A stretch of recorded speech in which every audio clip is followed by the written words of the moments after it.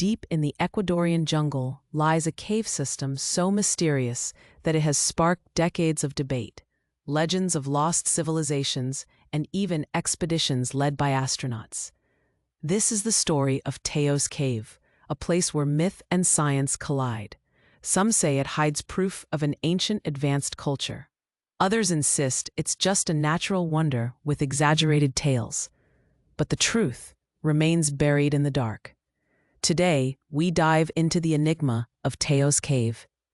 Teos Cave is located in the southeastern region of Ecuador, deep in the Amazon rainforest.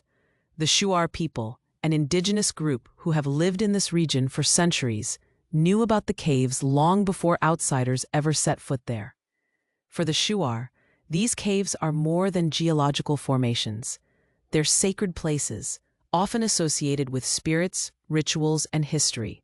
The name Teos itself comes from the nocturnal oilbirds, or teos, that nest inside the cave walls.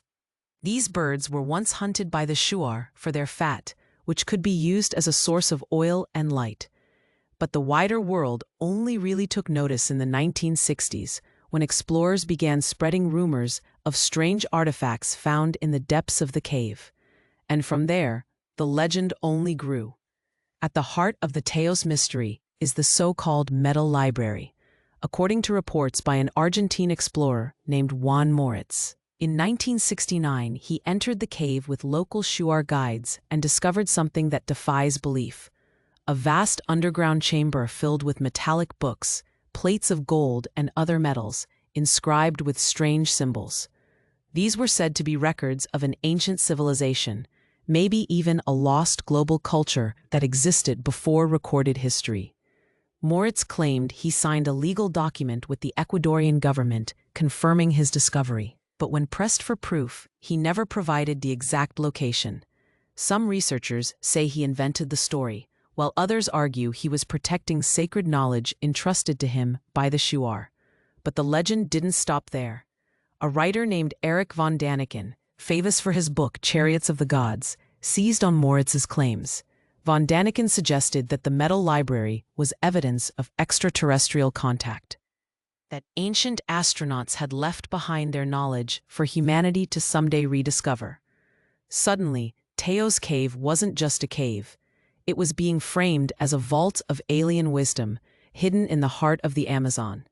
The rumors grew so loud that in 1976, an international expedition was organized, one of the largest and most expensive in Ecuadorian history. This wasn't a small team of explorers. Over 100 people participated, including scientists, military personnel, and even a very special guest, astronaut Neil Armstrong, the first man to walk on the moon. The presence of Armstrong gave the mission incredible credibility. If he thought it was worth visiting, surely there had to be something extraordinary inside. The team spent over a month exploring the cave system. They mapped its passages, collected samples of rocks and fauna, and documented its structures. What they found was breathtaking in its own way. Enormous chambers, some with cathedral-like ceilings, and passageways stretching deep into the earth. But here's the catch: no metallic library was ever found. No golden books, no alien archives. Just natural formations and some evidence of human use over thousands of years. Some argued that Moritz had withheld the true location. Others believed the Shuar might have blocked outsiders from reaching the sacred sites. And skeptics concluded it was all just a myth, inflated by von Daniken's sensationalist theories. So what's the truth? There are a few competing explanations. Theory 1. It was all an exaggeration. Moritz may have found interesting artifacts in the region, but nothing resembling a metallic library. His claims may have been inflated by von Daniken to fit the ancient astronaut narrative. Theory 2. The Shuar really are protecting something. Indigenous traditions often keep certain knowledge hidden from outsiders, especially after centuries of exploitation. Perhaps Moritz saw something real, but was bound by secrecy not to reveal it fully. Theory 3. The Metal Library is a metaphor. Some researchers suggest the story isn't literal, but symbolic, a way of describing hidden wisdom stored in an inaccessible place. And of course, there's the fringe theory that the library exists, and it contains knowledge left behind either by an advanced lost civilization, like Atlantis, or even by visitors from the stars. To this day, no solid evidence of metallic books has surfaced, and yet the story refuses to die. Why? Because it plays on one of humanity's deepest fascinations, the idea that we're missing pieces of our own history, and that those pieces might change everything we know. Today, Teos Cave continues to attract explorers, researchers, and adventurers. Expeditions still set out to map its passages, study its wildlife, and search for clues.